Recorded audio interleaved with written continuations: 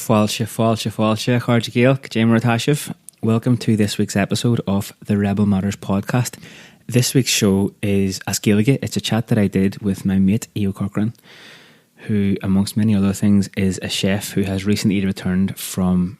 mainland Europe and spent a number of years working as a chef in the Basque country as well. I've actually been meaning to get a chat with him on the podcast for ages, and one of the, suppose, side effects of the whole lockdown situation that we're still in, by and large, meant that we were able to take a bit of time and record this chat. And as anyone who's a regular listener to this show will probably be aware of, it's kind of like an ongoing thing about what to do with interviews that I do with people who are fluent Gaeilgeoirs. And just there's no other way of doing it, really. It just has to be in Irish, because especially when it's with people that I've known for a long time, it feels really unnatural for me to speak in English to them. So I suppose just the way it is, if you can follow along with this episode, then brilliant. And it's actually a good opportunity to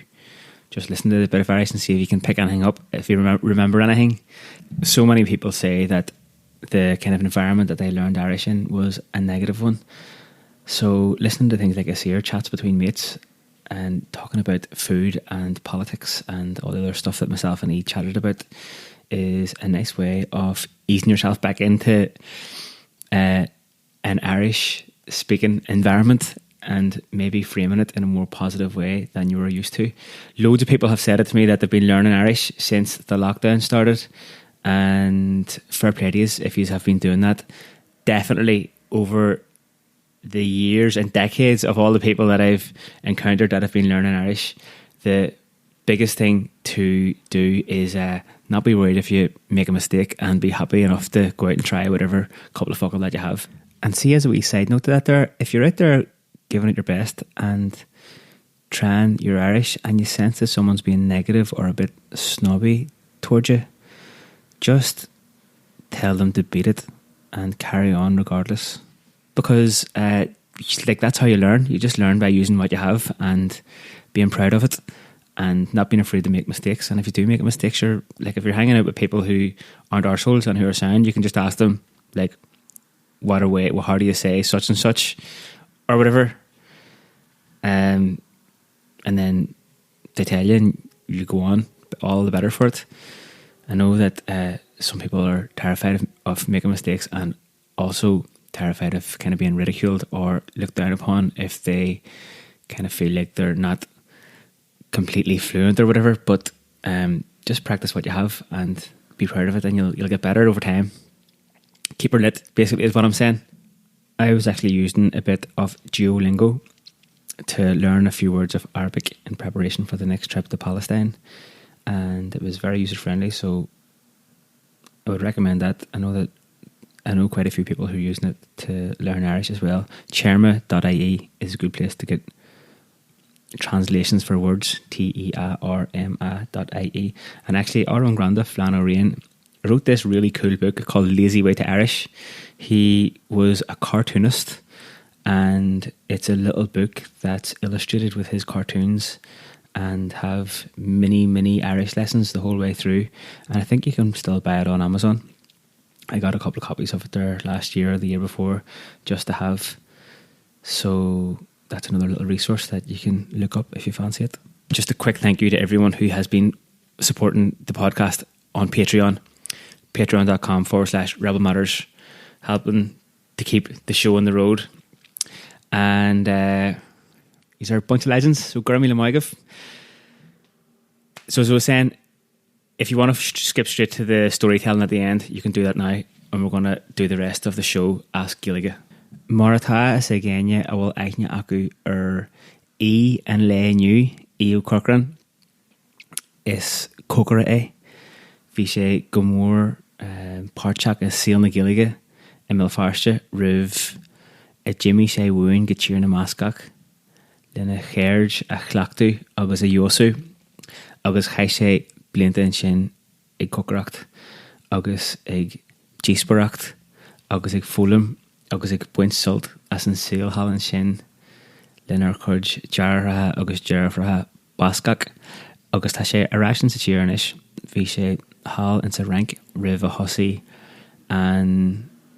tachranna lig leis an pandemic agus tá mé fearhuiach gomuid an deis sí agus Comhrá a dhéanú maidir le Bhéal Feirsteach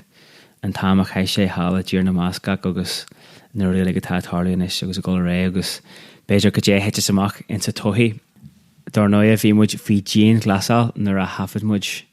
an agran seo mar sin Janamis rudbeg magaí agus rudbeg Comhrá fatúide sin fásta. Actually, lemimiis go ddíireach isteach a chairde géal buinigí sult as an Comhrá seo le Aodh Ó Corcráin.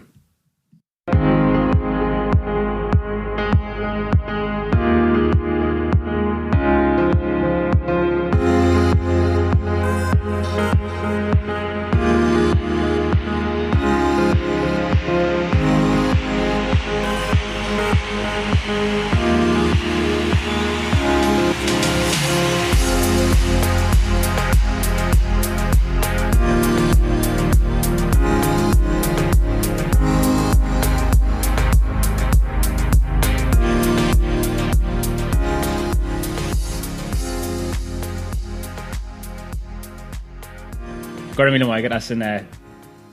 amaglacha go amach as de lá leis an podcréala dhéanú schedule gríthe. Bhí go leir le deanú agam. Bhí muid deir i caintin sin faoi a bheith ag bualadh le daoine ar líne nó cruinniú le cáirde ar líne agus i gháil bhí me sé stéimeann ar i gháil canna Guinness caint le cáirde just Sin a rud. Céim a rá a bheits ateach, níl mé seabal all lom héin, agus all am féin le a dhéinear, ag go generalta ní all am marin, agus hasí me caint a couple of cara ar Skype sin, just hasí me ag caithú sér, like fuck, as if going to stay at T1. Agus ní bhfuil mé fiú caithú na fags, bhí me caithú fag a bhain sa lá, agus an sin Hannig me na daine le ag caithú agus i gáil féin agus i gáil pandí agus right fuck it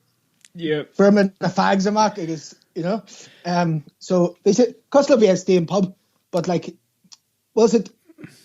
rather to the dhéan sin na an kinda human contact you know like ní an Comhrá ar fad a dhéanamid níl sé fríd foclaí that sé fríd kinda na an dói an wagan tú, an dói arcan tú, an dói bhil tú de hí, de hasú. Tu sin like táhachtta. Yeah. Bhí me sé smúte sin fásta inné, me sé caint le daine ar an Skype agus ruí a tá go héntaach le bheith ábhil daine ag an eagal ag an then mar like me sin teag seáil am hen ón cúga láide ag na mí mórta. So agus tarvarí mai hefaí, but heaglis bheith cinneal ugnach an amí agus no, tá sé intuignach, tá sé ufasach. Níl sagam cad dói bhil tú abal sinna dhéanú go háirithe ag béile, like ag ggéithe leat hain, sílim go sinní de Jackar, like gach lá, síos, ag ggéithe béile leat hain. Tá mi sé ag smidú go mór faoin na daine atá lá hain, agus iad, like heag leat a bheith leo leat hain nó a garcar scanin leat hain, ag ag ggéithe gach lá béile leat hain, you know? Yeah, well, mula so go cajéadú, like, in tamil in me no sé seachtain, no, a bhéir na fiú finne ga bhí ribh seo, like, bhí rudí just cócaireacht sin lomsa, bhí mid America, and he kept ribh sin in sa Palestine, agus ribh sin a generate an turas on the Palestine. It's just, ní me sé fiú cócaireacht, bhí me just ag fáil bí an waiting could just mo, you know? Gí me sé béile amháin, jantas a wala in me sin. Agus bhí sé Carlam hánig sé go Corcaí le cuairtehirt ar an coppla arm nuair mé coppla reis a Corcaí idir an Falastín agus America cócailtí Junior like bugnach gur lá a crí just ag ihe Junior le duine an os cuairn sinna a bhí jantas a bhla ach an níos tá mé cócaireacht níos mó ná mar bhí mé riú ar náid mar támas le fucking Grammy his a teach but Astáir sé mí Comhrá go Grammy his teach tá mu an seo Sancho agus slán Támuid agus was the J to running maithí le fólam sa teach fásta. Níor bhhailm go méid sé fólam agé mar seo, but like tá amní de and bhfuil tú sateach agus ag fólam déan dó a bhés tú just ag fannic sateach. Like rud a rain Harley dúsa just sular hanig an garcim seár fad féin COVID-19. Bhí me se in Donástia agus bhí me cinnal sateach cod mór den am, because ní ro me gobar ar fel gav bhí agus ní ro mar an airige agam, nó ní ro me gerig airige a caithú. So bhí me stí sateach agus bhí me Cócaireacht golóir sateach. Agus rud a bhain a dóla me na, like,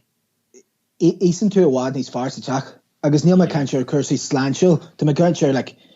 an caid an bia tá tú gaithe, like, obviously is Cócaire me heglam Cócaireacht agus tá daoine an nach mai le Cócaireacht, but go generalta, like, the caid an bias na Bhéalan an ísisiil. Agus nuair ésamid rudí mai janta sateach, janta ag moment sé dúin, tá seir caid an a bhád níos fearr, like, ní mar an Bhéalan an a bhfuil ag deanú rudí ag an moment sé a la minút mar dúir se tíortha, you know? Sin fear agus rud gom leis a chuirteach fásan sin, but rud eile na ní bhaineann sé bhaint tíar chuáin leis an ábhar atá an sa bhés an dóigh bhil sé deanta, you know, like, tagan an fucking graph reads in sa bíon or sé deanta mar sin, like, you know, níl sé just catch le chéile fanne slú mór daine, tá like, tá tú deanú rud an seach cosú le pénseo. Yeah, agus an rud tá mé sé dhéanú foioi láthair na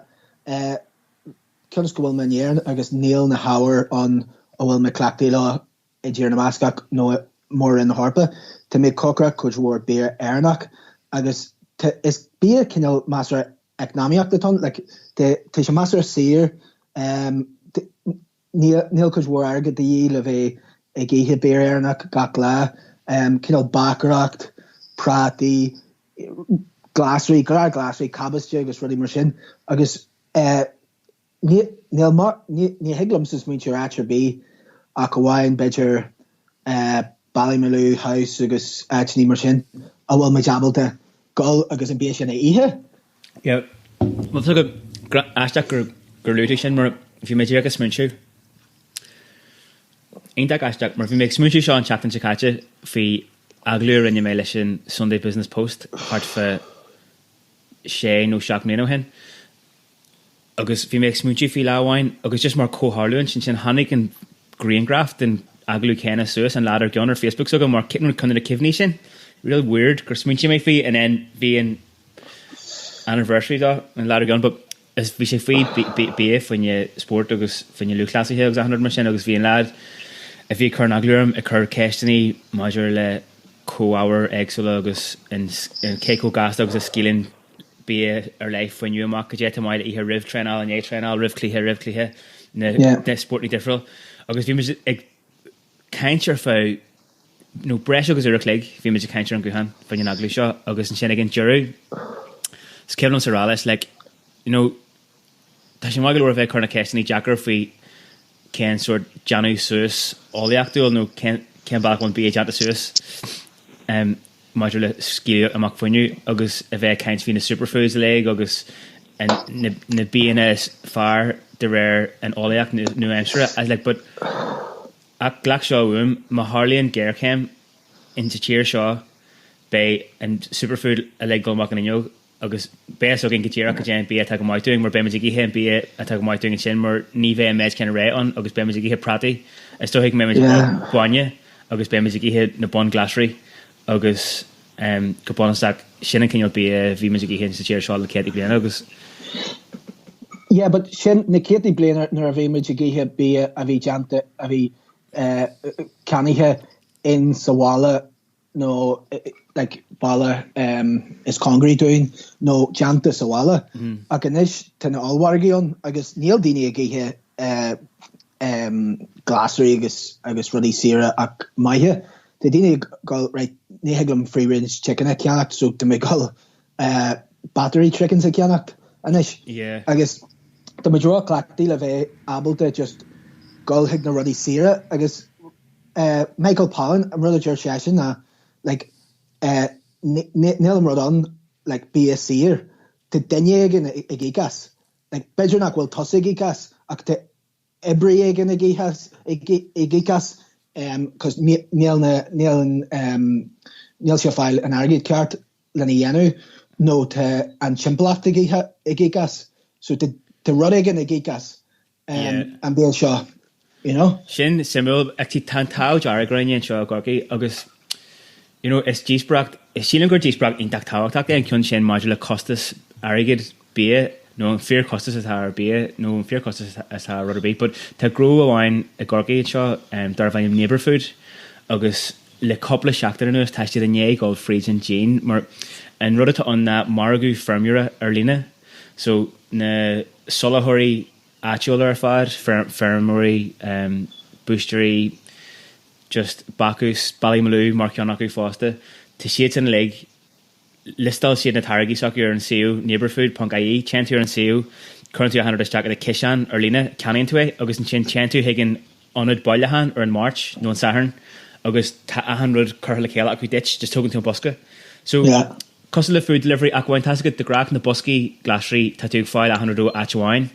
whereas in Cunshaw higlet coffee ale chicken glassry Aaron Fiend Bjor una solahuri big actual fad agus blianta it to actually ag tuiseach the goberla a marachanish mar fishi de Janu Hartford dahi de cuig ordu sa chactan riv a hosi and Gerchem seo agus inis test de Janu na Katie ordu his chactan mar fucking hell but yeah. Shin or die she go right the dine a cancer na harry here a veson in the shore fad ag shin come na harry here like Chilak a will canacht be my actual Neil should go a rash higgin like be an allwargy you know well Neil Sugum but ni him age him go lani should a relish yeah well see in rudder miss experience you know agus mohim go an tau jargorum so go me able to and be in a canac more oh heave arrogant being Chinese costa see na like mechanic to pibber in Morgan Firmware Tashinis dear and Ave Canac Pibber Tesco no rudder machine so tan sort Tashinis dear ag murder chain e continuanas ag ganam kenna then to show under the fan actually grow mention simagum lorslat or in park really more is sort like chócaire comanaku so so and sort and balance on either if able to target as far cannot chaith an target if I got to cheird she's agus ní hééis sin ra but the didn't chat the golig Tesco cannot na glassry sira Neil and looked at her shoes nach will target acu mar to shadsin mar ibrithe a tag file a start chance go to the file made Neil to the file you are get job attached to the Johnny agus sin and rud more how much effect on this na na ibrithe a ta or arrogant ishel is she shooting the ibrithe ta Kenyal and cheer a goal agus it towards causes that many sin scanalach like I mean tasogin via sogin a leg shin river show ac shilling goal a more country dini ag fecal sin agus se scanalach or fad ac right show cast in the jacker agus see the symbol agus hogline of a catch for na hurrenty if we catch shot ac the far on a journal mBascasch Christian Aguirre agus is kinal Uachtaran card common firmary agus Ger session gachar an tuig margu te tuig votal le de hodjarigid te tuig votal ar son be actual no ar son na holwarigi ac nor hula me sin dort me right sin my galore agus is mile and smunchy tifirda ac an deal has bakord of a shean-chara agus like mathematic votal and our jargage the dini on a well nice mo voti aku na dini ela yeah you know agus tash and fear iganam kirna kaimara like Neil like in yeran te costis te hit an ard ac ta argad ag dini ta argad few ag gra ebri agus gajan tu hig badger Andalusia no jeskert na hedalia like Neil dini in the bachton ta dini in the bacht a jeskert na harpa a well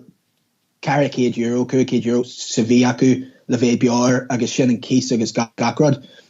me te do an dól in jaren sin for fucking five agus bei good war daine an dól. Ach tu good war daine an fásta a bhfuil salary acu master mai níl sé go hinta, tu sé master mai ach tu sé brasas de go na penti I héine agus caiimiid cinnal priorities a bhégain agus right priority atá na BMI actual ceannacht agus man bhfuil mu jabal de fiola ihe ach uhain sa seachtain sin a rud bhfuil an tu mu githe broccoli agus cauliflower and congelated in seachtain agus like it's just the hard truth of it like cai daine sin ólam agus kinse to inequalities on they should all war agus go Harry listen case sílim go ceart go mé daine garcar an case agus right tá mis go I geek 60 géad nó 60 géad de me salary ar case to seo fucking níl céir bíle seo agus caiimiid agru in éan sin a caiimiid ní heglann táiseacht le ó ten airgin seágam agus is cumlam féin bé so tu me gal bé ceannach an lidl agus cilinn sin ghfuil airgin agam le gal cean na Spáine le hin de sire nó I gal heag agus rinch penti all you know agus ten a penti dear agus níl fibre dainir bé sé euro ar penta nó níos mó fiú in Achnella. Yeah, is murders too is dísbrach gan Jeru at on of uranium or grey ala den dísbrach sin na ergan tú ar cantra locked ebre mar hapla aber ihir Feirsteach like is kivlum se durs me shaw river but eveg shul chak mohar ag bignak ag bon bohar shoy go larna carhack agus Johnny Contas or na juglaku talid in a groni ar fad agus vi bresh agus shaska Bhéal an bí gasta on agus níróach sipa torthaí a bháin on idir an bóthir nó sin agus sinna chuna gin busy bé agus na pochigéirí agus eiscadnis agus gealglacadóirí agus sipa bí gasta ar na cin is forleithne agus an sin ar smúisi tú bhí lidl an sinú is ré mai héáil ag lidl nuair tú nuair sin an ré sé agus tá facail in fanne sin in na statí díthe Bhí bannig fannacht lumsa ar bhain couple bliana hen as aitsigin sa snatchéintithe Philadelphia agus dúirt sí to food desert son so seo actually nachhfuil bí le fáil tíbhtí a rinch kilometer agus cai tú an car glaún bhgin le go agus bí amsú agus tíbhtí sin just takeaways on canned foods frozen foods sin fibre war in cancer looked agus few like I canter sogam hen like an actual manish tamawahra is master manach makadon ak neil be early file time is you go shul coach war to add wine on for your glassry agus add wine on for your fuel agus neil see the mai ak an erid an actual a ro an arsonagum in Donostia fine kete shopion le be got woman show on chach you know vi mis steen shanwala agus vi margayon got gla foster te show nís foster agus an tam journal hanama rashka heron in man 4 fi me geri Bhéal Ó Corcráin for je Carolina Fergal agus Cur Fergal Claker Mr. Sure right got you sus kajin chak Johnny much Bhéal killer my right Rahim is Jack you me in spear agus vi make sure hard about faster for you guy or clig gan chapter BMI agus the Jerry V arm go fucking Sainsbury's no again le no Marks and Spencer's no Nelson Gin Tanya V and that agus just le she vi me quarter free range chicken no again machine Union no again agus V arm go sin who me higna brustery actual sturchedlum a free range mate nobody buys that here you wouldn't get that here you know agus Nero simmer be on so V are like te jacker chapter really more here agus kai na dini ta semakun sin na dini ta yanu kai mich takula to Codjon and Malfarsh fi her in Malaclia few to Bhéal on cos le assassination custard actually sky I guess to shades na like a cannot o farm your actual like I guess producing sky aku ag boiling shin ni wine sa chapten or hinter again Bhéal ag gakla, you know. Yeah, like and compared to ain't that garu le janu either ain't that gair le janu gom leiscal either aber Bhéal Feirsteach and Bóthar sin ó Ball Anderson Galarna Carhack agus Bóthar Lisna Garwach at a co-rower. If I'm going to agus different word and Caijan ta boutique cafes agus ta margu firmure aku he's in sin agus ni hele sin ra go to be carla sin to say they might but like in order to then Kaifer be ceird yanu níos aber sort fáil fan níos mó daoine agus ten chóra sin an faoi to luxury items on agus to ruddy the gachlawn agus like tan do gumsa in sa féin agus all them nar time is earn warren all them féin nader her merger agoni acta she in the deer ag nar Jordini lumsa o to finish in the deer germs well like now she fee pont and budgel heglat fee pontica or budgel fina agus just I but Barlam just Craig punt okay here cheird budgel fina agus be cheird budgel all of them in that budgel wine agus germs right and I but ton like Cambridge Archer Shawmer luxury item and this mathematical Cajun and all whom be my guest Jack le pod Crelu Dervanium echo chamber for us Polaitíocht yesterday I guess we should among choral ban as Conde Mayo Banison Party Glass Saoirse Hughes Sheelam or McHugh I guess Bonnie de simile I guess we should like Cambridge makes me sure be actual I guess Higlat cafe vego ac ni ve double the go she's against shop I guess cafe can or euro it's luxury item of on you know Sheelam gur sin ceann den rudí like Sheelam gur sin ceann den rudí tá muid a feicil leis mar geall ar an ggéirchéim an seo bhfuil well ever a hen na codword na cólachtaí móra international de táine ibrithe sacu a ligan hon bailí gan focail scir agus gan éon airgid ag an tús bhí sin le feicil gur hála sin le codword na cólachtaí móra international na cólachtaí is mó bhfuil airgid acu agus codword na cólachtaí actuala a né chud ibrithe cinneal agus an sin cumáile sin go bhfuil ború in é teachtar targaí actuala mar tá daoine géirí taú leis na solathirí actuala níos mó inis agus tásúlagam sin go súlam go leanan sin a ré in é seo le go mbíonn níos mó eile for targaí actuala agus cumáile sin rud mór tá choristeach go mórarm sa fi lethar na tá acma amháin den phobal atá go fáilig súla omlan airgid seachas le the ask 100 go reg sin na tíirní talún go fáilig géirí omlan case agus sin rud a luú níos luúthe tá case in sa snéic sinna sé chun fihead wadrward hana féin agus tá go fáil na tíirní talún géirí omlan airgid sacu cum go dé go reg so sí tá sé sú go mór le go darlaí rud aigen ó híh níos mó béimechar ar targaí agus glóí actuala agus go mé Bessie aigen curtha ar an margu tííachta fásta.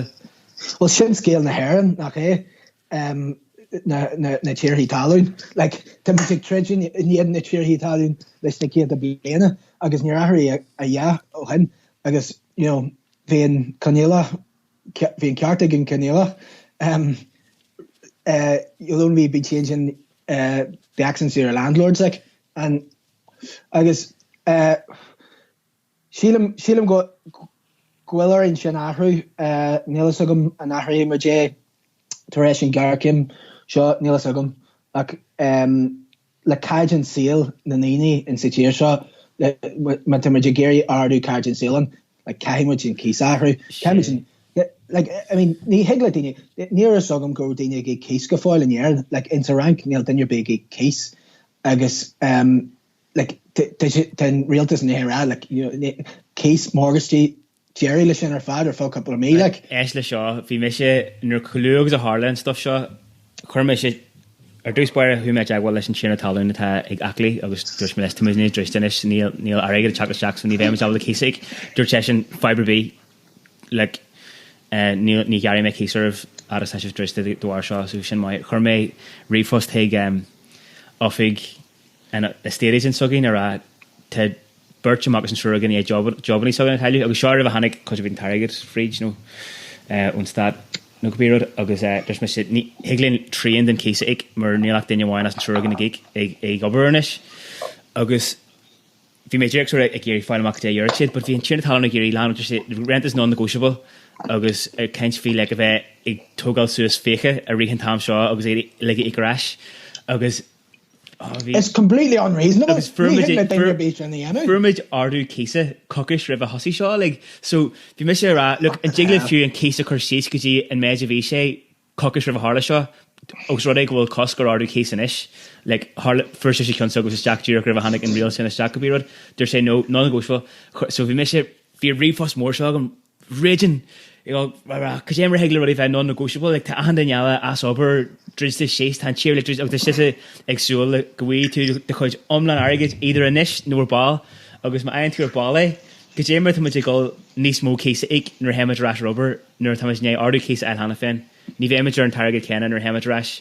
agus bhí imiid ar nimil ribhthla seo tá tú géirí go níos mó céasa é so agus an sin níor churméin rifos sin churméid rifos an anad rá rent paid in full, kind regards to our landlord.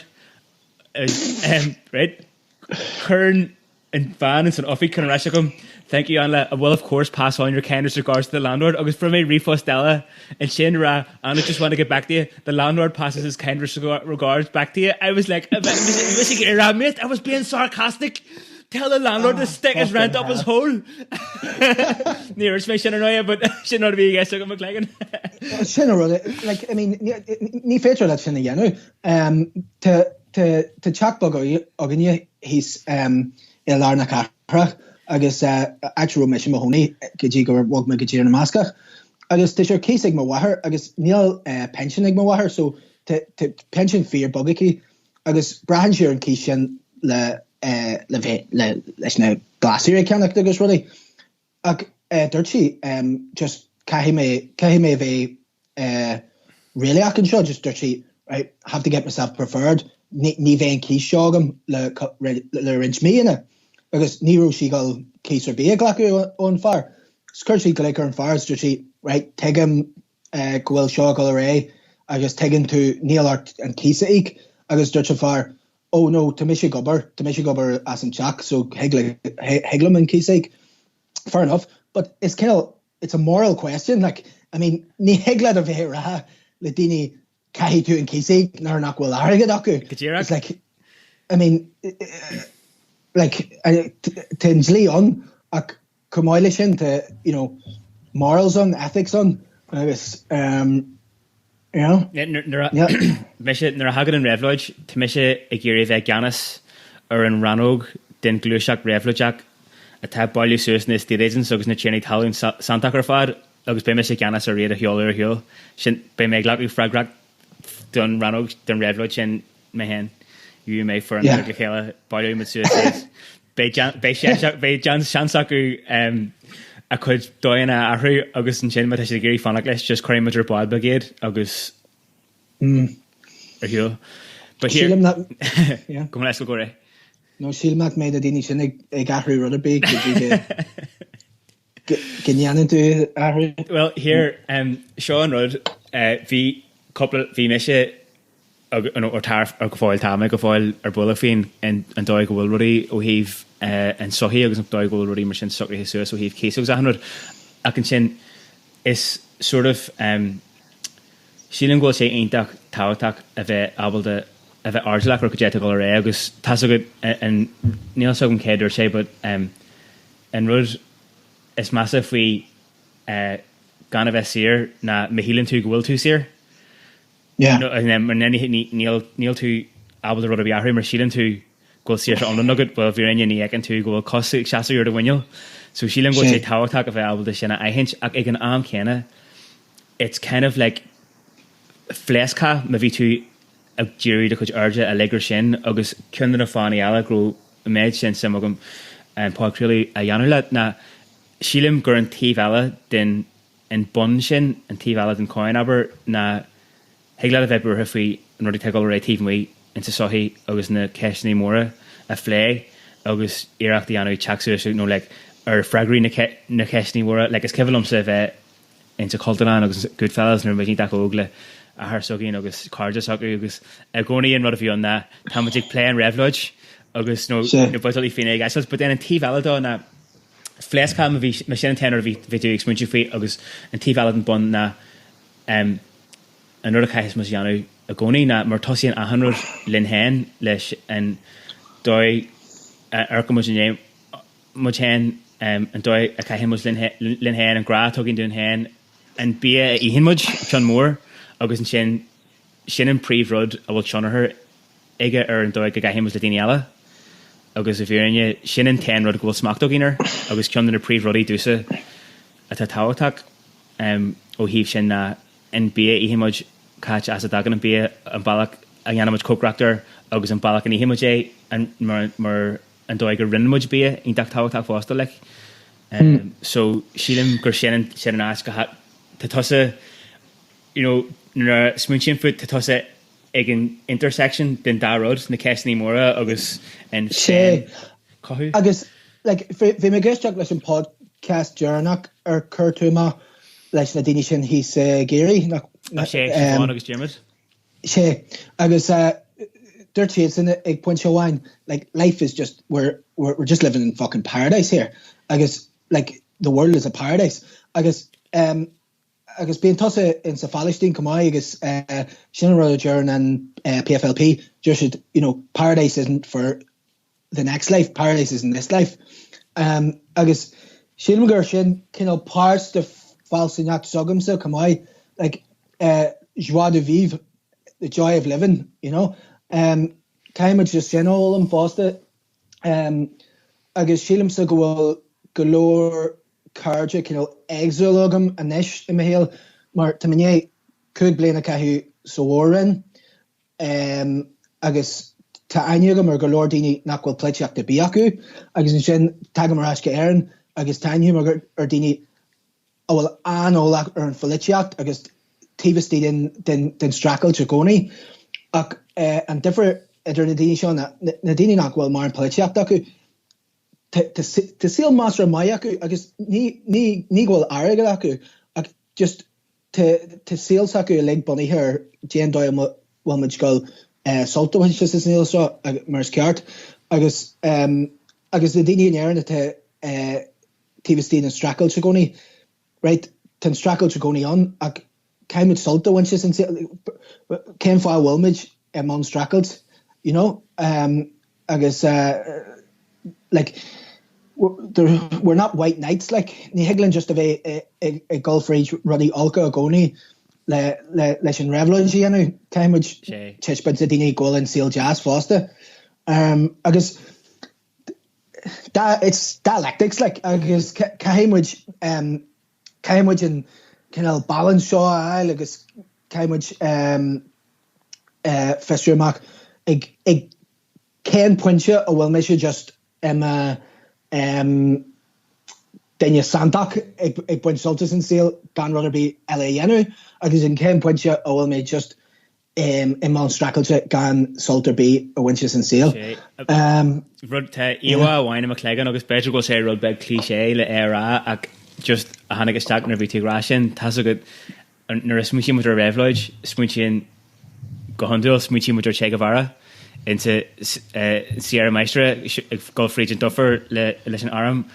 agus an tivella in Iwa Ella a bhí nógin de Che Guevara go minic na AXC shear le todog mór just ag solta stuff sin an da cutter stuck an sin well just ag glóir Che Guevara agus ní raibh mé rá is dahan seo but sílim go bhfuil Iwa Che Guevara in the larger year agus sin beidir 5 a wine le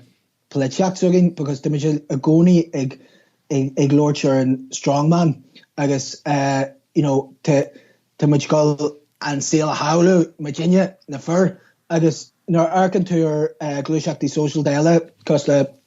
Chiapas agus Kurdistan like is mra den more coach at TV here the shin agus is rod a hagen so fubble strong men are beyond agus shin rod kill nís collective at go array and shin agus shilm go ceart doing a bheith smoocher shin ó híh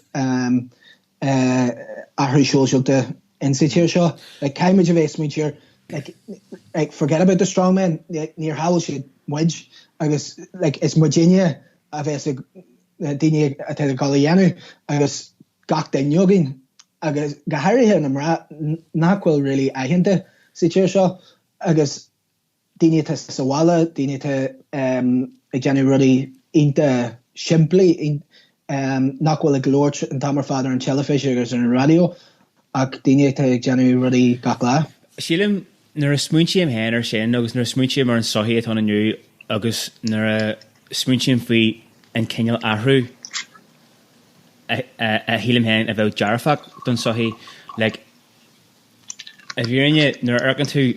hart tá méid sin rudí an sa lá tá aniuon le muidir cinneal gríthach na man socialta agus na an telefís an siopadareacht agus an ceannach rudí agus an méid sin ceisní rudí mór tá síal sogin mar hapla cís agus an cinneal an cuas tííach den éan a chur an coidúir daoine fí stras an méid sin rudí an le muidir cinneal sort distracted agus gríthach ag géirí clégan so gin na cinneal ús ceanna isce nó ag géirí a bheith cinneal suas le 100 go ré sílim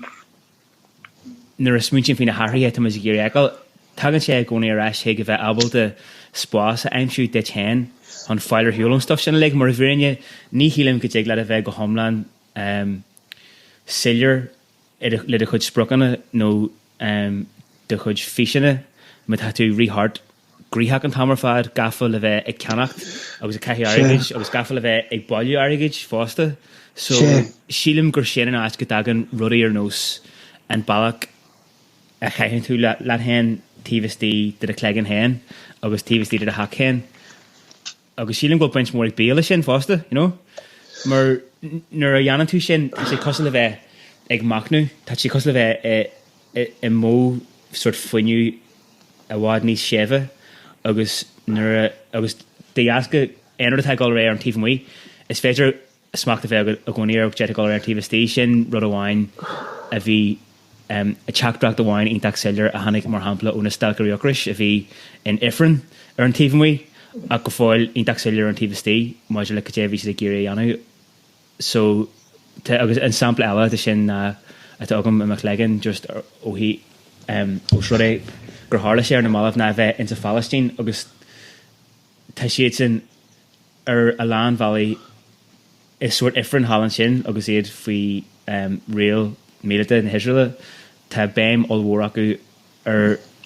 an teaghlach agus ar an bé íonn siad agus an baig go rinne siad bé hart ar an tabla agus 100 mar sin agus sílim gohfuil sin ionach táhachtach le ní hílim gur féidir an táhacht de sin ní hílim gur féidir béim mórglóir a chur an táhacht tal sin cinneal sin yeah but is bralin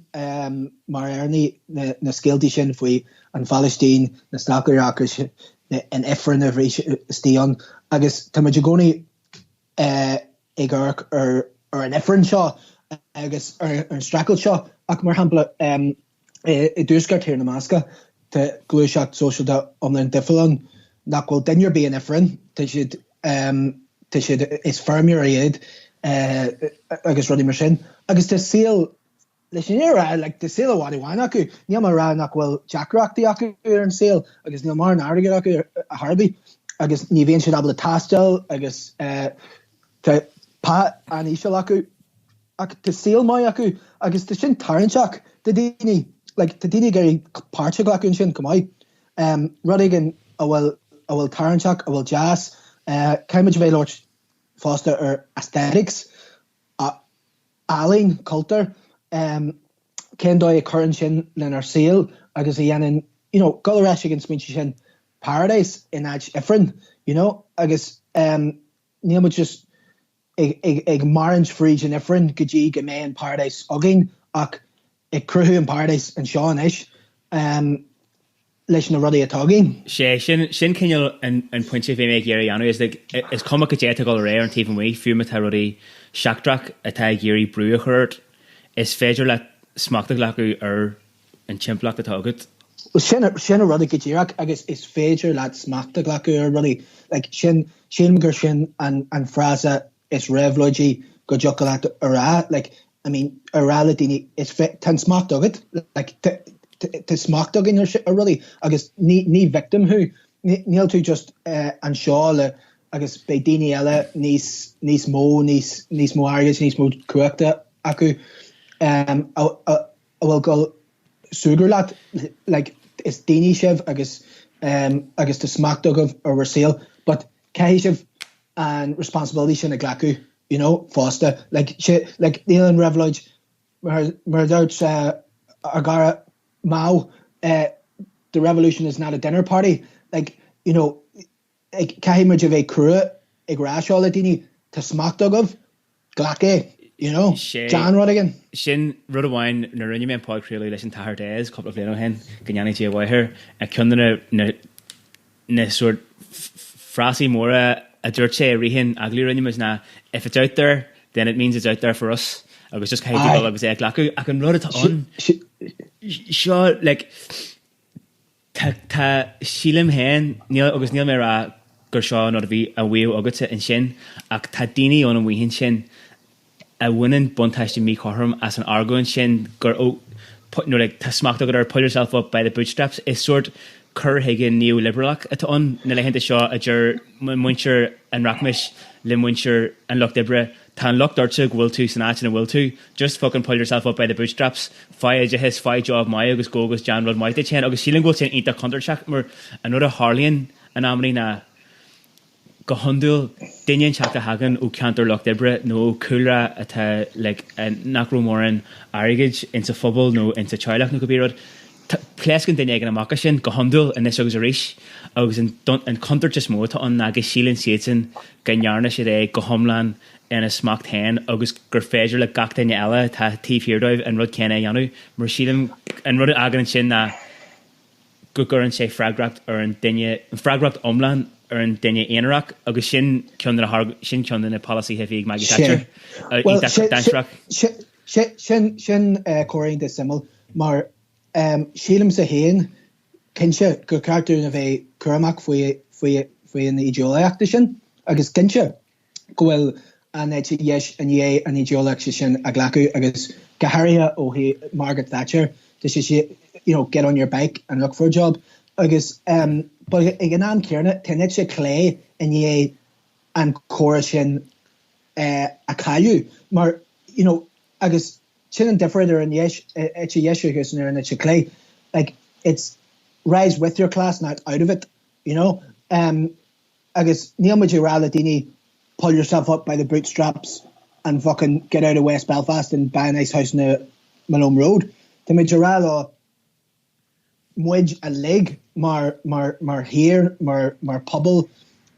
cai muid a leg rudigan níos far yenu agus ten smacht dogin in a yenu agus tisha funya a yenu dinner be a yenu doing agus sin bidger ejoliacht a hannig a stack leis welfare state agus social democracy kenal the na daoine bachtain sin ar fad níl siad ab rudú bí anú dífa héin so cai an stat a bheith ag torch aire dífa agus ní dhéanaí siad really rudder bí a réol in a saoil agus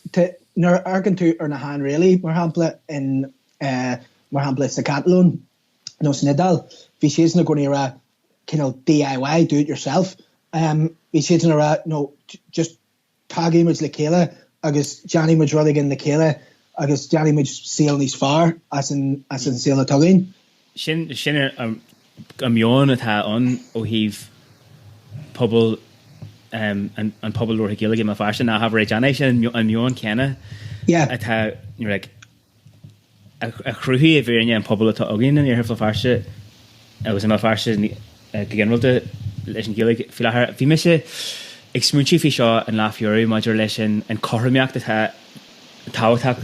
a bhaint amach maidir le freagracht éanraach agus freagracht like ó híomh an sochaide agus sílim tá sé de cheart agin like mar ceart like mar cearta agin agus sílim bhil sé mar ragracht agin smachta glacu ar on hen an caidre agin den hen ar an tíbhtí agus an timpplacht leithreacha agin ach sílim go bhfuil an chothrameacht le buinte amach nar aithne muid go bhfuil dulgas ar on fásta a bheith arsúla a bheith oscailte den rud atá gáil ré in sa phobal hardraing more hardraing agus an sochaige ginál agus sílim go sin ná go héit an HES síos deir siad pull yourself up by the bootstraps but ní deir siad oscail de thula agus níl tú fáil go aige as the job and a daine seo le go buint buntáiste as a tan císáhar ní deir siad sin deir siad pull yourself up by the bootstraps agus an sin táistí tuirtcondit tíhhirdit ar leis an lá chéna. Pull yourself up the bootstraps, but don't be pulling yourself too far up. Yeah. You know? Don't be pulling us up. Yeah. I guess the goal arash again now haber Johnny. I mean, Knox feeling to gur hannig sin mahas Bhéal Feirsteach, maar the Bhéal Feirsteach ik point one gan stat. You know, ní stat le fecal. So vi nadini sin cos le shamach shine agus the lads is right. Well, start ar be call codulin agus time which just ruddy anu len hen agus na ha Johnny hannig sé on is unreally ag punch ag ar val hawain ag genuine sale di for hen Shelim sa foster go gai much of a kuramak leis election na ha Johnny because leathan foster like there's no revolution without revolutionary theory. I guess, much of a lorch, I guess, Janu, it's not just Janu, I guess, fucking much Kija Hagan Mahas, much ruddy Yanu, Teresh of a lorch or who, I guess it's Munch or who. Much ruddy a planel, come on. She, Agus Cora, if he again, Meshagus also Lekela River. Sílim rud a bhí me hen go pásan aber a dacha leis na tionscroil defriúla ó me sé páiseach an dú le blianta began us ag golas Jack ins na tionscroil sin leis an mion na ha breid Johnny is like is cuma maril mu go takeíocht a eil fanne seo tá mu go é anú cobéirbí agus mar bhfuil an tarigid agin len tuaí mu daoine le ceile agus bailú mu an tarigid mu hen agus and sin and T-Vela on that the amani on nervy could or file because I was like fuck off you must get could you talk of time you go lay on lin hen agus see them could you sin fan gortu anu an amani foster but like so because it's arrogant sugging a ton sin could you not a ton agus shorod lure me agus an tahar days free foster no more bhí sé sin an áide páirteach a codhór tionscroil pobl thosaí go thomlan go neamhsplach agus an sin bhí an aber an mhuirtháil acu chun bheith abalta an tarigad a bhaint amach an rialtas an sin chun an rud a thucrú suas go níos buine uair amháin bhí sé sucrú suas and rud a bhí sé an ranna sucrú suas de héna and then fáin tarigad le go bhhaí sin faoine fád gur féidir sílim agus sin cinneal meonnatá ag muintir na Palestine bhfuil an Jim hálann sin ó gin inis le ní ghlachan siad sin le airigid ó údaris na Palestine mar tá acu go gailí siad neamhsplachas acu so tá sé brathir daine eile agriachtaí Card International agus agriachtaí neamhsplach chun codúla ó híh sin. Yeah, agus tá tógraí í fásta a bhfuil eistúrú ag daine amháin nó grúpa bag amháin marall nar tógraí poblí iad is tógraí páirteanta iad agus heaglá chur leis an saithí ach caiidir just ligans den daine láhéin a dhéanú, Islandtóirí agus níor cearttífa bheith ag brathair daine eile astúrú agus ba ceart go mé an siar se acu go bé rud a bhil a dhéanú agus a bheith so nuair a smúintíonn faoi iarthar Fealsúnacht tá do bhhar go raibh nach raibh séhan ag tabla na cuachta ag muintir aber iarthar Fealsúnacht an taobh náisiúnach iarthar Fealsúnacht le blianta fada agus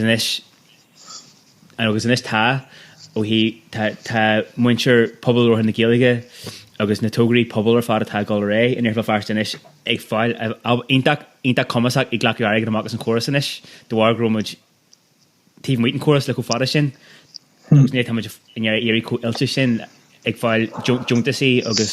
nuair a smúintíonn tú faoine fergnamh nua le tá tóca iarthar Fealsúnacht le tamil páirc an Léicreolach Lí an Sportland a choirí an Cultúrán an radio anad Cócaireachta Seamus economy agus 100% sin le agad publi táid ní haing semachgus an chóras agus an sin smúintíonn tú an taobh eile mar hampla mas smúintíonn tú séar hiag na seachtaí ar a bhí na Black Panthers mar a réime bhí sé a cheart ag rialtas bherice takeíocht a thuirt de an scéim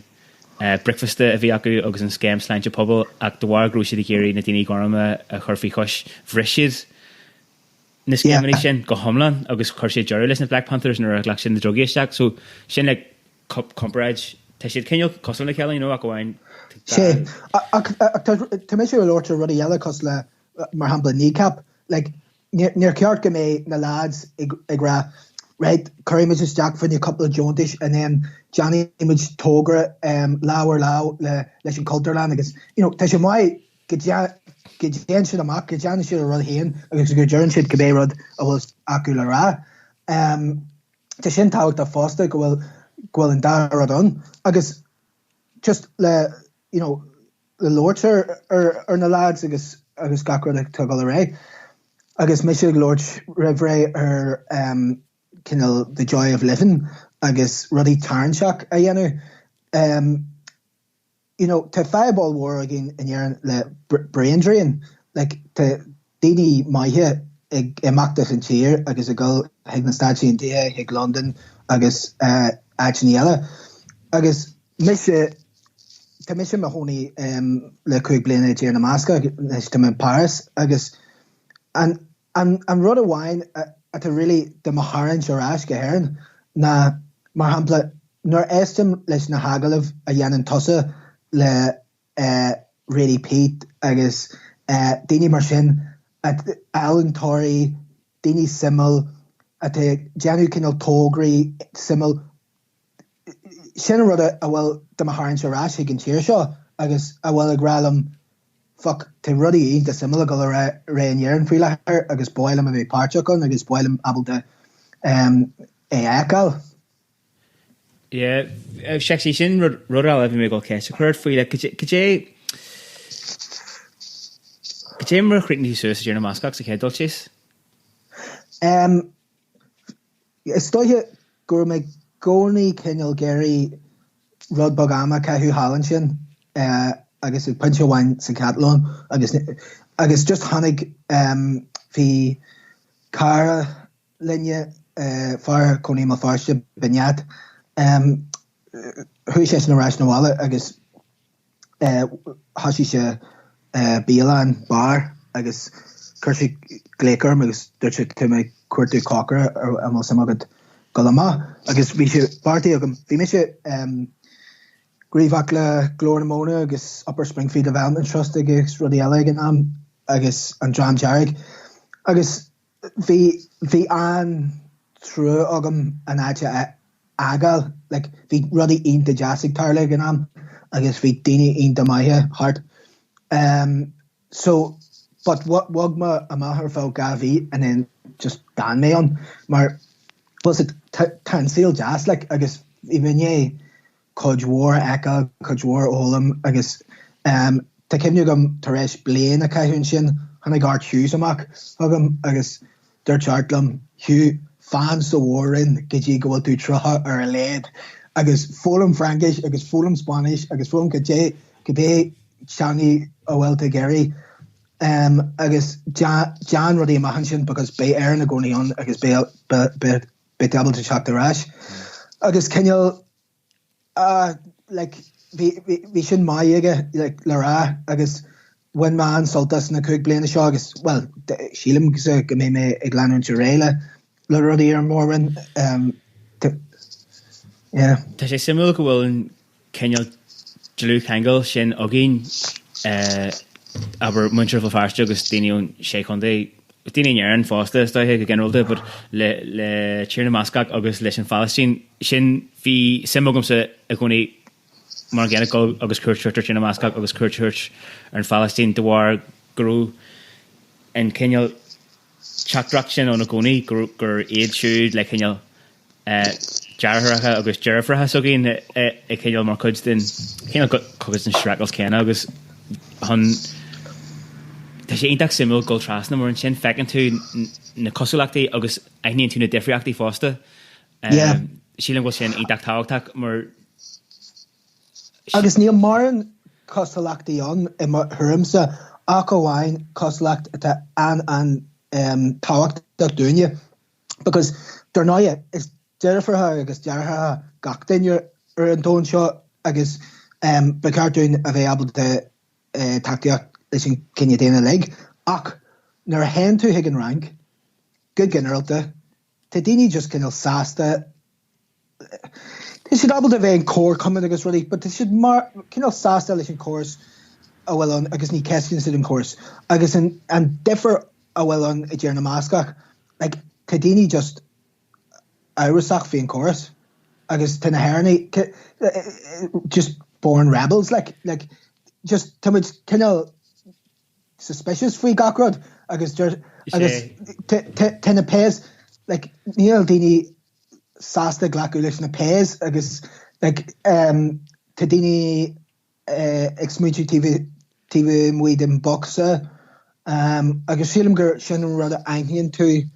ins na Basque agus ins na Herni agus na Palestini Neil stat ogin really agus Neil muid sásta bheith in sa stat in a Wilmudge agus temuid an Irasach faoi an córs atá an faoi láthair agus thula mé dí oh the Irish are very calm they don't like rocking the boat too much but like Neil sin fear like it's bralin sin agus in sa tuaisceart cabbé like gaharia in Belfast rud bug gaharia a hen tú go jescard wahar like is bral a dini carstachar in chorus you know is bral a dini carstachar na pez agus like sílim bhí mé leo actually mar just mar harlan said hannig loralastach mar clegan sin chun Neil sogum an mé tuaisceach na teachdrachtaí but for me trí chóptá blian amháin ag an nolog the primitive rebels agus tá and sa sign the lore agus te lu more ag na picture the Bascasch umber brat na Bascasch brat na Basca ar an túdach agus luan siad in Herni agus na Basci but fi me leo knúsach de chud ibrithe James Connolly scríbnach James Connolly sin couple seachtain hen agus bhí sé ag caint faoi bhí sé ag smúntú siar I'm sure na lar na achjeg heads whatever like guru sílim bhfuil seo táhachtach sa láthainún go háirithe into gestceart gur rebels a bhíons na Herni ach nach mé siad an rebels ach goháin go bhhain siad teach agus be morgasteach agus an sin ní bheith siad an rebels níos mó agus mar bé siad rúhartha fé bheith ag reis an morgaiste agus sin sílim bhí mé gur sin nó a hála sa gestceart nó a rí I'm sure an Tigger Celteach bhí mé differ mór na daoine ráithne gom ar thuú sa tuaisceart a bhí sort go fáil sásta a bheith mar chud an stracals agus chudhúir a daoine bhí sa gestceart a bhí né golasteach ag an as seo a bhí sort síl compordach ar an taobh mí agus bhí siad chud mór amsaú ag obair ar bhaithe le féchas acu ag reis do bhhar grú siad né na féchas sin le go bhhailú suas Kencha like sílim go sin fear in tier B. Agus níl me geri ra gohfuil ar fad in a revolution. Ac tan glúis a public tanach an láidir go fáil I gumbers le tír heile. Like, tá muid ceintear glúiseacht a bhí amon strackled arma fi blian ó hin. Like, I mean, níl sin an in Europe ach bhhain is mBascasch. Yeah. Agus tá cíál cangailt an sin ach go hairthe de daoine sa túsgurt sílim agus sílim gohfuil skilltseán sa tír seo ó híh cultúr agus polaitíocht idir túsgurt agus disgurt mar like maithim héin gohfuil an cangailt idir meise mohad cairde a mBascasch agus tír mBascasch ag bhfuil me le rinch airní in tír mBascasch as Céirí as Polaitíocht as Corcaire agus bhí sé le go rá tá muid Spáin is bralam in Spáin haningmin seo le Spanish ólam ní roiin sim acu tír mBascasch agus beidir me te Gaelic acu te rubach sim acu sa cultúr agus rudí but ge generalta like níl simar bí acu in sa strackled arma agus níor ceart go méo sim acu in sin like I mean tá muid dinne cíál colachtaí leis tá cimniú gom golasteach an pobanní agus was it bíon daoine a lortar rudí garú is tí an pobanní in mBascasch agus tá muid cíál clachtú a bheith ag lort faoi revoluid agus nuair a teú tír mBascasch agus tá sé Jenny rudí céarna tá muid le Comhrách ag lortar sin ach ní dáilm go méo daine as in disgurt nó daine as Bhéal in Europe ínta Comhrách nes na cóirí a bhín sa golar sílim gohfuil buinte sin ar bhealach aigen leis an dóid gohfuil an mion seo chur an cin gur féidir le a bheith apolitical ach sílim anta sohí an sa leat hanúan mar dúirs tú nuair hen tú an margu tá tú ag vódal so na tú caithú airgid tá tú political mar tan targad sin na golátegan agus tá sé i ggóil ró rudan seacht atá jarafach nó rudan seacht atá dúilteach a bhírinne le níl an idir níl rud an idir le tá tú ag obair caithú a héal ag si airgid agus ten caihan tú an targad agus le rá nach bhfuil tú politiúil agus ní rudé is mion breagacha Tá mion sin ínta láidir in éan faoi láthair in Seerstad thula me se agus níl go ra céhíon, but thula me se pád cruú in dhélig agus níl mar nach goon ach well ní sin dhélig ach bhí sé ceint fao an Gaelic agus rudí agus dúirt siad na daoine bachta sa túisgurt like bhí orthú a bheith politiúil. Whereas in any normal democracy, like a normal person shouldn't participate in politics. Like, the fuck are you talking about? Shin fucking mental. Shin and rud shin le Sheelan godagan shin arash hagan rud shin a bhí rag and tus then Cora mahilan tu gwil tu seer shin and rud massa mar ní féidir le aithint go dé go ré agus Sheelan go shin go shin chun shin mahilan tu napoltí politiúil and I bet on na tá tú politiúil tá tú ag caithú de chuid vótaí agus níl sogad fiú goil tú caithú na vótaí.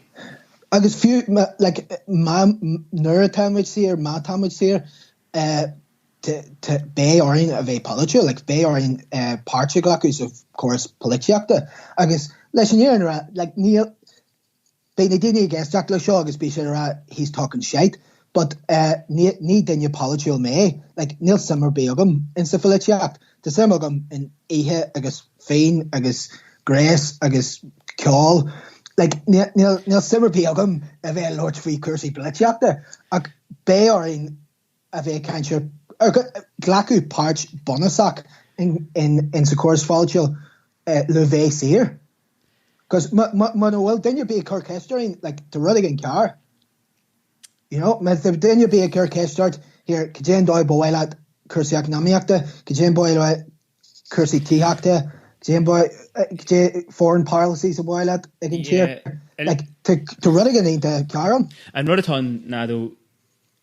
an sílim go me leis just sin a rud a dúirt Franco in sa Spáin no te metes en política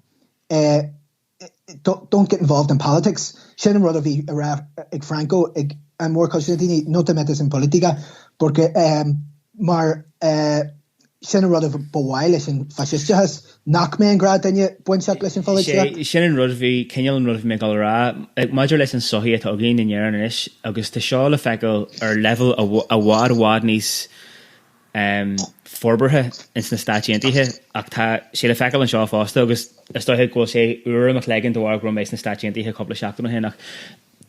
Ag tá Virginia in ar cónaí in soí sort sár capitalachas.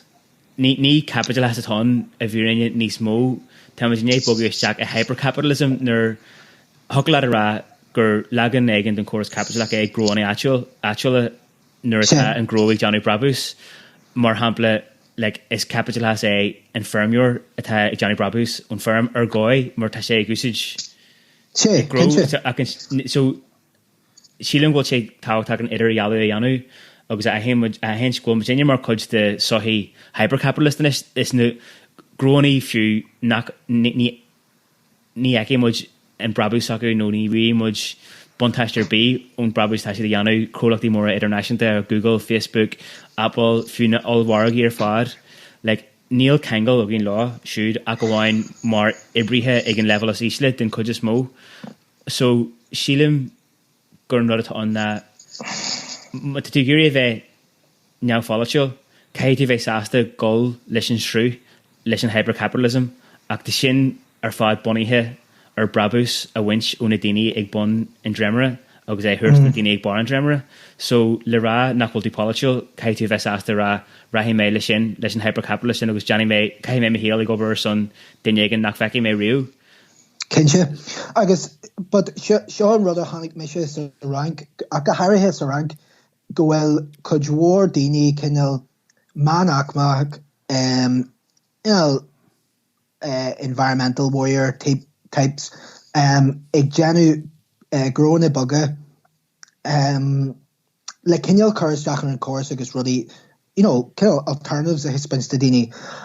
ach an ceistmhór atá an faoi láthair na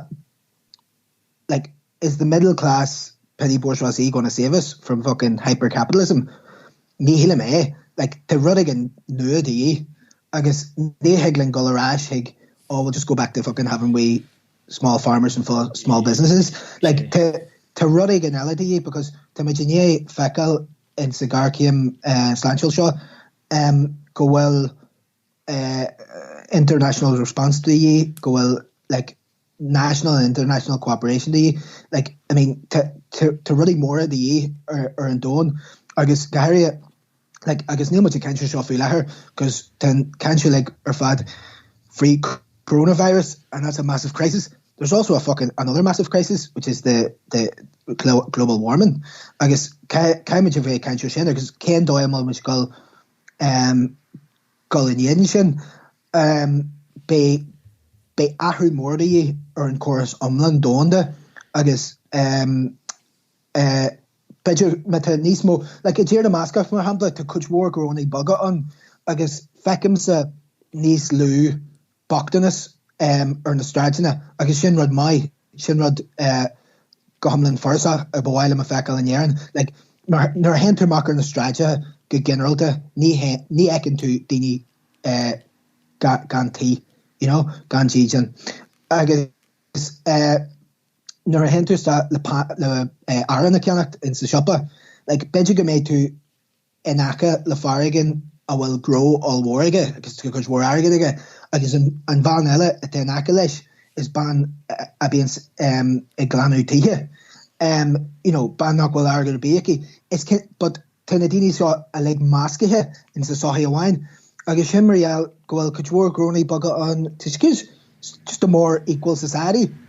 ach níl sin galar choirteach ar an chóras atá an faoi láthair. I mean tá an chóras all war tá muid lig páirteach an tá muid lig gúsid gúhan like rud a bhhaile thula meise ar na muileh and this just might be a mad hot take or it might be actual evidence but thula mé tá good an bhí óranon in sa Spáin Despacito agus bhí se áhór agus na hits ar Spotify, right? A rin sin like a méid daoine a bheith sinnim an oran sin ar Spotify. The energy used to play all those hits on Spotify could have agus sin an éireann, tá sé bunny an éireann, tá Spotify bunny an éireann. Like the electricity used to do that could have heated houses in Ireland for a year. What? You know,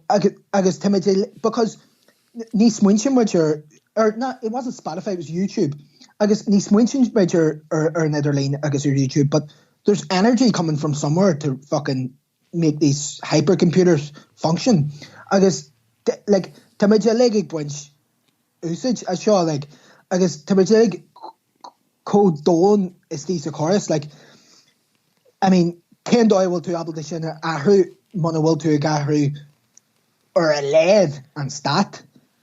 Yeah. You know, ar a léad agus leis an éan ar like níl stat go mar na dhéanú. You know, you've but heard like tan an ggéircéim sláinte seo inis inné an chorus capitalaach sin a tá bunaithe ar brabús duna daoine ag an bar iscrisú. Like like tá sé it's in tatters now. Like go luain ní bheith daoine abhailde cíos acu ag agus na siopaí all-mhóra like tá sé dréis tá sés. So agus inis factor doing gur na daoine atá ag fáil an tarigad is lú den chud is mó sa sothí éit sin na daoine atá ag cineal an tír le chéile na banaltrí agus na hebrithe sláinte na daoine éibrion na siopaí agus sílim go bhfuil dúchleán all-mhór tugtha don Tráchtareacht a dhéantar no like an chairma sin atá acu like unskilled labourers agus an stuff sin like gur sin lipidí a churann siad ar ibrithe hon sort féin luach acu héin a íslú ach an is factor doing nachrú sin fear mar unskilled labourer or no tas a good na daoine ag obair na siopaí ag staáil na shelfaní sílim go bhfuil níos mó daoine an is go leacail gur sin gur ibrithe ionach luach riad agus tásúla gom go greisin níos mó daoine an is go bhfuil bhád níos mó luach leis na hebrithe sin ná mar a bhí siad ag fáil sort aitheantas fahanne in sa sothí mar if you're in an rotán mar sort an teoric socialach nó fiú an teoric cumanach na gohfuil na hebrithe sin ag cruthú an rachmas duna daoine atá ag an bar agus níl siad ag fáil an buntáiste bhfuil so sílim gohfuil go sin ag ahrú is tásúla go sé ag ahrú. Tásúla gom hen ghfuil sé ag ahrú ach in sin a céistéile an agus tá far an de bhain bífo Franco Berardi Fealsúnacht in Snidal agus bhí sé na lortir cin social media agus ruí agus tuirse social media is a massive cognitive labor factory agus tuirse the question we have to ask ourselves is should we stay inside the factory and fight or should we remove ourselves from the factory? Agus hogalad argur an sahi mar sin comai, should we stay inside it and fight or should we remove ourselves from it? Agus tamishik chak tegin puncha like leis an éireann Iraq go pársanta agus bhí mar rásol at couple áhan like go me fahanne just chak amachas agus chak bug a canic faoin tú agus fucking much glasery as because tamishik ye I mean, to miss it, trouble in this agus, you know, Neil Nerid, Karamacher and Seal, Agam, agus at egg, the Shandini Malfarsha, the extracles and Sealer Fad, few Jay Bliana, no, Cook Jake Bliana, agus Bunchagam Mission Fletchak, agus extracle sugars really, like, to miss a Tursha life, agus to Mara, like, Nihilum few smoinchu or. Kajendo am much got a file machas in Kyongshaw. Like Neil fucking bedger kega blaine the fire you know agam go fá ar an tail seo agus baile méad a caiú go jazz agus beidir just go bogí me agus in fucking sahi agus just go off the grid. You know, like to miss it, smoochie and fish in go realta. If just a buggy friend too, you know, a buggy or stack a camper fan, agus just chum chart or in chair or in Europe, a bullet eating stuff machine. But you know, like being carting and luck shoe. Piece of more do ar an TV stí like a goni few me me a goni friend too, you know, could be rod like agus níl sogum a mo sláánseil nó nach sláánseil nó dearfach nó dúilteach, but coidhór do sort má anam nó capírod atá ar bra leis a bheith ag stracailt like you know some cé an and bhil sé into DNA nó cé, but sílim just ní sogum tá mé ceal tugaddag níl sin rá ní mé gur a bheits ag fuú costal le fucking martyr like nó rud bí mar sin like te me sé ag géirí ag buint ansol as an seal nó níl mé ag síon sin ag mothú trúdú hen nó mí le ma fucking placard nó ma AK-47 a han lá rud bí mar sin like, but ag an cena ní nuair a smín sin fao bailach chun bheith beá te coidhór a bheith íorgúilta a hiúil a hanrod a thugann na creepstú mar dúg do bhhar ghfuil mé cótuga sin de bheith mar chud de pobl agus go mé cótuga sin de bheith Johnny rudan teach a maihíon fiúntaach you know den mór phobal. Cinse mar chud de pobl agus sílam go mhain like níor wahí meise sílam sa níos sásta i Bhéal na nuair a bhí me insnuachtar clúnaí ag fucking stracailt na daoine sin agus like you know thug sé chud mhór dú i Bhéal ach ag an am céarna right chuirmid si like nuair a bhí me sé baras míohain nó couple of seach nóhain Carlam chócaire eile just dirt session lum. If shit goes down here, I get my family and I'm driving to a fucking house in the middle of the countryside and I'm gonna fucking plant a garden. It's Fermier agus chócaire agus sin rud a rinse. Like go luas a hiúil se den na Bhéal dridum dirt shit's hit the fan agus who's the second car agus who's the fuin tú who's the massive central in Larna Franca for the chachar keys the guardian bug agus hashi se janu guardian bug glasser agus a Cócaireacht the childless agus vi glor fine agus the chach agus and then right so compare that to the frontline workers fighting in the hospitals. Who do you want to be? You know, agus nor hagen stracailt like sin na daine stracailt and I don't want to be anywhere near them. I'd be fucking shit scared. The message fuin tú, you know, agus like shit like Bonnegas Barnes skill like I mean but while I'm a vera no I'm a brave man, I'd love to be fucking helping the people at the front lines. Listen here like nuair tá mis muintiú ar an codgeala de Bhéal me ten dóna géirí níos massa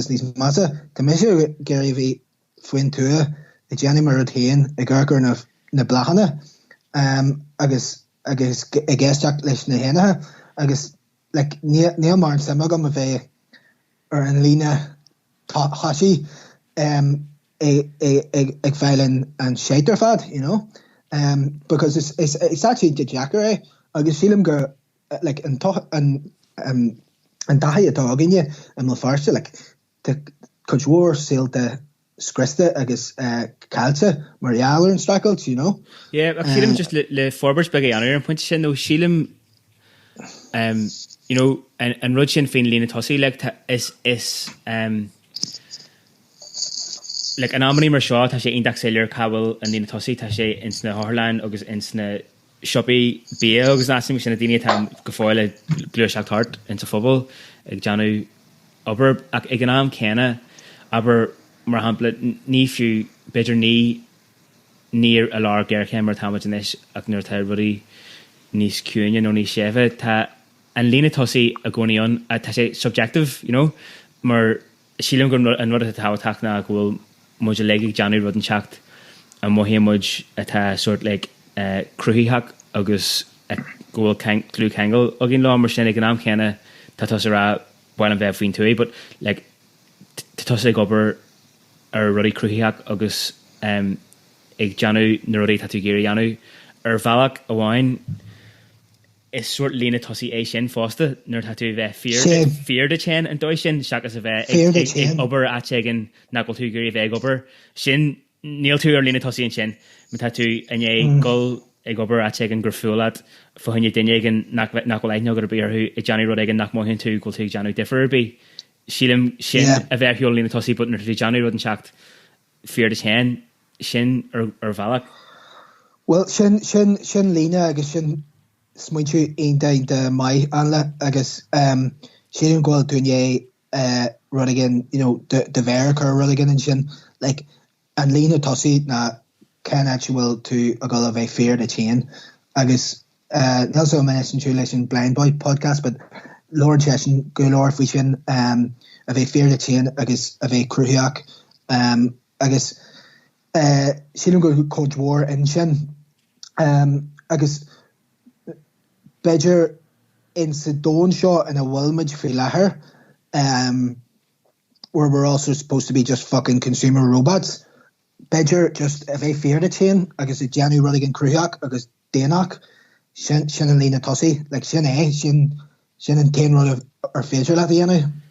Yeah, sílim go sin bach mai beidir le juirí a chuir leis an chóra fanne an am láthair mar tamidirné teacht an bailach ar fád thar an ceircail an sin le cosí muid amach le bheith caint fao le neamhsplachas agus an smachta tugaín ar an tíbhistí agus an timpplaach leithreach agus go dtíon pointe seo. Sé, cinnte? Unreal.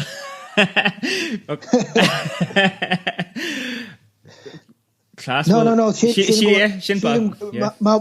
Ma winning den year again running a maha sin is just be feared at hen, I guess just Jander at hen. Sin gajirach an rud an chatrach kenna a bhí ag maisa dá ceoltóir agus alíntóir an Falastín a bhí ag ceol leis an grúpa sort umrachach hip-hop into Falastín dar bhain dam sé ar an agran coppla agran siar an cean seo seaca hen sílim. Bhí an chatrach chéna aici siúd agus rud mar ocail scurbeidir nó tá písa beg scrífa suas ar an bailach an códbeg ar mhála a hiar mar labí a dúirt Maya Angelou a bhí ina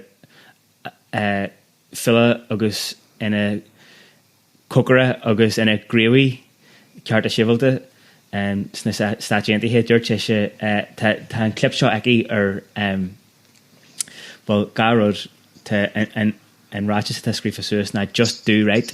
Mi homer no go bí rud a dhéanana tú go tú Janu díhil an rud ceart Janu agus sin an rud sílim just is ar gáin nó is céal ní stracalt agus dúchlan é gcónaí an dúchlan atá na a bheith Janu díhil a bheith fear de chéan an tamar fad mar tá méid sin stuff agus álas agus inputs a bhain sin sílim gur an rud is fearr go dtí le Janu na a bheith just ag glacu an dúchlan ag sort taken up the challenge le bheith fear de chéan agus gur sin bailach mí le bheith go gginálta sin an dúchlan a thugam dú hen anyway go cinnte. sé agus sin dúchlan atá roinne ar fad ar an saoil seo leis an éan we're talking about the meaning of life here like like sin atá agus de mé níos mó daoine just ag Janu a rud héan agus gan buinte bheith acu leis an séictar fad atá bheith muid in áid ó bhád níos fearr agus maithím héan ar táime le daoine cos a lása cos le go leor daoine atáine go marthú in sa tír seo maithíonn tú gur daoine féréad a bhfuil ag Janu a rud héan agus maithíonn tú goil siad sásta lá héan Tá siad sásna in anam so bí fér le chéan agus up the rá. Sin rud amháin eile le goil siar ar sé an chóra sin a bheagam leis an tahardéis coppla bliana hen dúirt sé sin go leiscail níró sé mar chud an chóra sin bhí sé mar chud a lórsaige a thug sé dú an lá sin híní sé cúpta dú thug sé dú an taine tar an lórna 90 an Merrily in the Shade scríb sé nar bhí sé nó bliantais a bhí sé ag éiriúr daoine ahan ihe smuintiú dóibh hen trí rud mai a rinne siad an lásin nó trí fá gur daoine mai héad agus trí rud jazz a rinne siad an lásin idir dóibh hen nó daoine eile nó trí fiú smuintiú jazz a bhí acu fiú hen nó daoine eile agus dúir sé chudhór ná grú sé bhhad níos esciúr daoine smuintiú ar na drochrodí a rinne siad an tamar fad nó fánaí gur droch daoine iad agus sílim gur mar chud an dúchlan sin a luimiid gur cian na rudí is fearr gur féidir linn deanú dúin hen na gacaithe smuitiú ar fá rud ag an maithe rinnemuid nó fá go bhfuil grá go d hen nó bhfuil tú sastal hen farbí agus fáilisteach an nó sin. Sé sin de dhé faoi láthair agus thugann goilteach an cóir eile sin, but tá muid cantir fucking epidemics eile a go ar ré faoi láthair suicide, depression sin agus tá siad lí smuintiú céim fá bhfuil gra go détéin, cos de golóir fáin an. Yeah, a gcónaí agus actually tan ceart agad sin beidir go dhéanaí muid agran eile le play a dhéanú sin mar is rud allmhór go cinse so sin ceist fan leile ach ar an Idirlín gur míle maigad as an Comhrá. Gur maigad hen. Gur maigad hen. An Réabhlóid a bú. An Réabhlóid a bú. Yeah.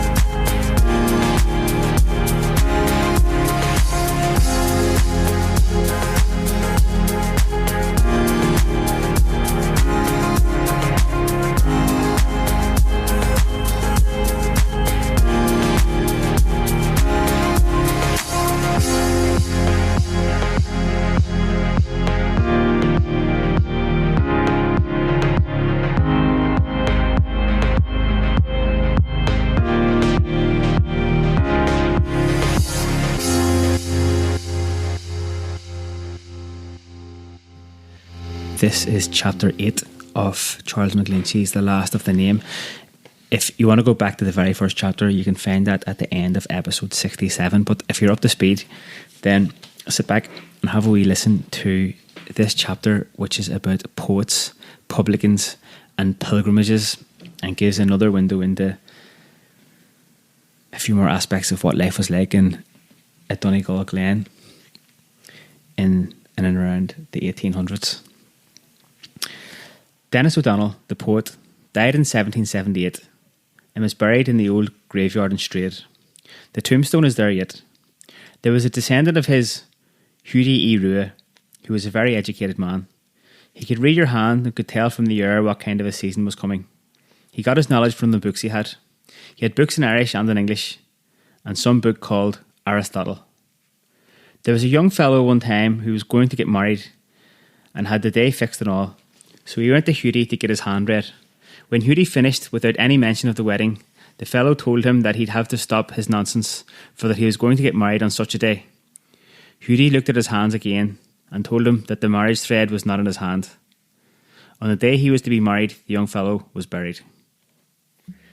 One warm day in June, crowds of people were in the moss cutting turf. Hughie told all hands to leave and make for home at once, or the floods would take them before they got home. Nobody listened to him, but late in the afternoon the rain started and they were nearly swept out of the moss. Most of the old books were lost. Many of them were burned during outbreaks of fever for fear of spreading the disease. One of these old books of Hughie's is still in Hugh O'Donnell's in Ruski. It deals with the sun, moon and stars, but is written in difficult Irish and is very hard to make out. Many of the old people were good at forecasting the weather or noticing a change coming. I wasn't a bad hand at it myself. I would notice signs like the cobwebs on the winds, or a blue blaze in the embers, or the way the smoke goes up from the chimney, or the noise of the water in the brook. After a dry spell, when the brook sounds noisy, the old people would say that the river was laughing for rain. I heard accounts of a man called Mac and Merriga, who lived about Malin and the Isle of Doe 200 or 300 years ago. His real name was Doherty, and there was a time when he owned several quarterlands in Malin and the Isle of Doe. He lived at Keena in Malin. He had 2 sons. One of them was a major in King James's army and fought with James at the Boyne. One of the daughters had a bit of land about Malin. One time she was in Derry, and a packman offered her £50 for her share, but she wouldn't take it. Then he offered her a silk dress along with the £50, and they closed the bargain at that.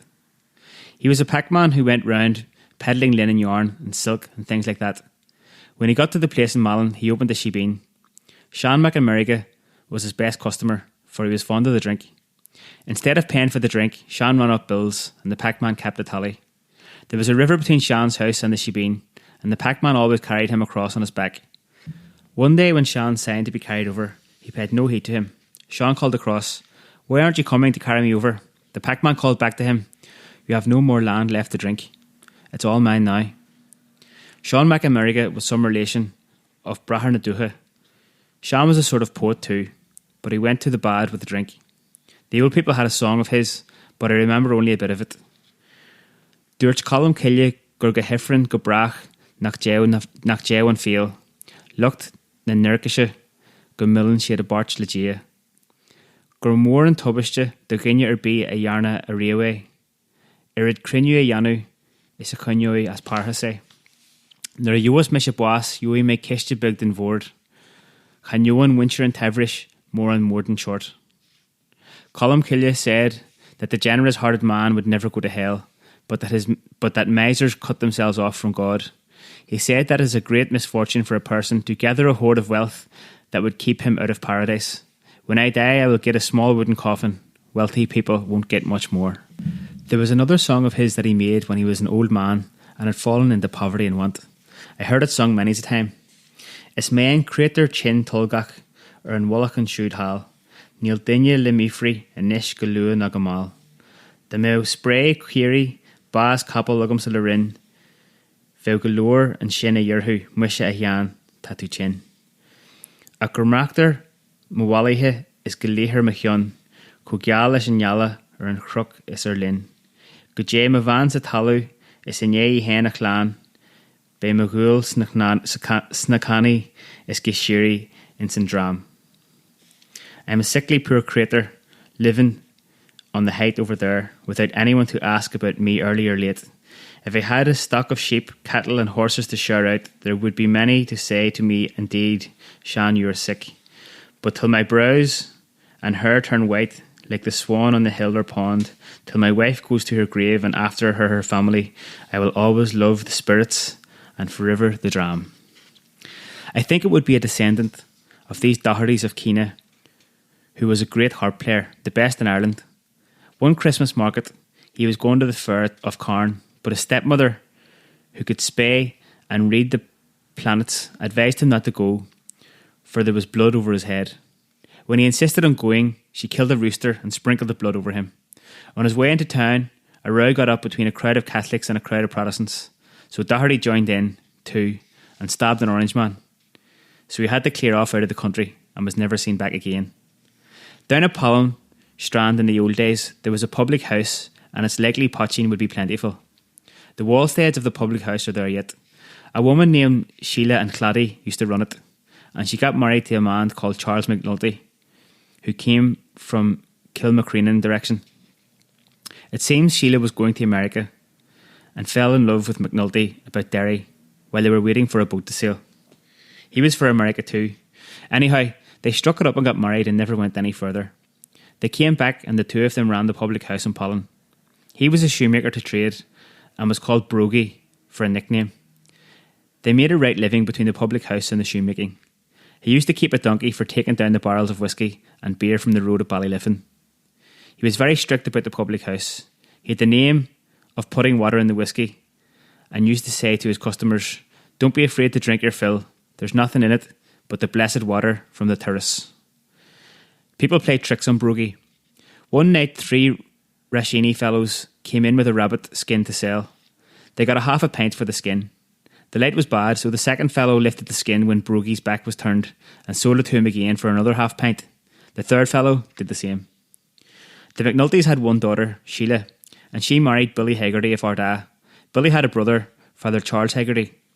who was educated in Paris, but took a very short life with him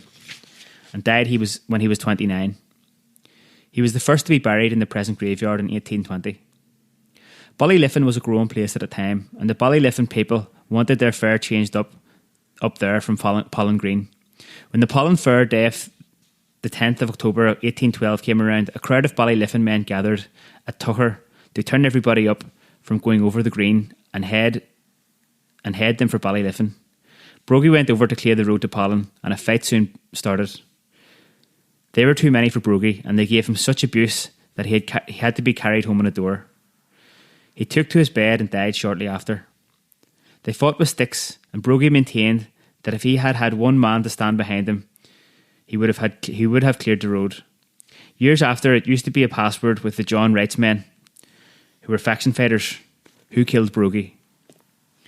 The fair was held in Ballyliffin after that, and the cow park was up where the station house is now. The fair of Ballyliffin was held on the same dates as the old fair of Pollen. The 10th of October was a great one entirely. The young people would rise out from all parts, and in my father's time it was the greatest fair from Derry down. Drink was for next to nothing, and they were fighting and sledging and felling one another. Men carried short sticks up the sleeves of their coats till the row would start. Sometimes the women would hold the men's coats, and they used to shout to their men, "Tuair Dóigh, give it to him." Public houses from the Cross to Carn or Bruncrana could put up a signboard and get a licence for the day. Nearly every house in Ballyliffin was a public house for that day. And with the price of drink, a man could get drunk on 3 halfpence, I always heard. The story was often told of 2 Tulla men who went to the holiday fair of Carn with 6pence each. They came back at nightfall, roaring drunk, and had lots of money home with them. That time whisky was a penny a glass. After the Crimea War, it went up to a shilling for the half pint. For a while, everybody stopped drinking with whisky at that price, but they were as bad as ever again in no time. In later years, the police opened the barracks at Ballyliffin for the fair days. It was in the house where McLaughlin's shop is now. In times ago, there was a lot of party trouble, and many a man got a beating at the fair at Ballyliffin that he didn't get over. The people would have daylight with them coming home in the morning. I was at the fair at Ballyliffin myself and saw a kettle at it, but it was dying out at the time and stopped altogether when the fair was changed to the Cross. Ballyliffin must have been a place in times ago. Down the Strand, there is a terrace that all the old people used to make on the first Monday of August. My father and mother made it often, and I made it myself a time or two. There are 5 beds of stone, and you go round the first bed 7 times and say Our Father and 7 Hail Marys. Under the waterfall is a holy well called Tubber Murish, or some people call it Tubber MacMurish.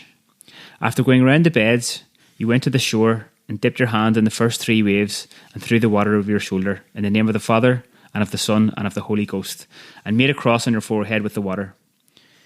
Going round the beds, you always started at your right hand side and went round that way. Round the face of Binion there's a cave, and nobody knows how far in it goes. Long ago a piper went in there to find out where it led to or what was in it. He arranged with his friends that he would keep playing, and they could listen above the ground and find out the direction the cave went in.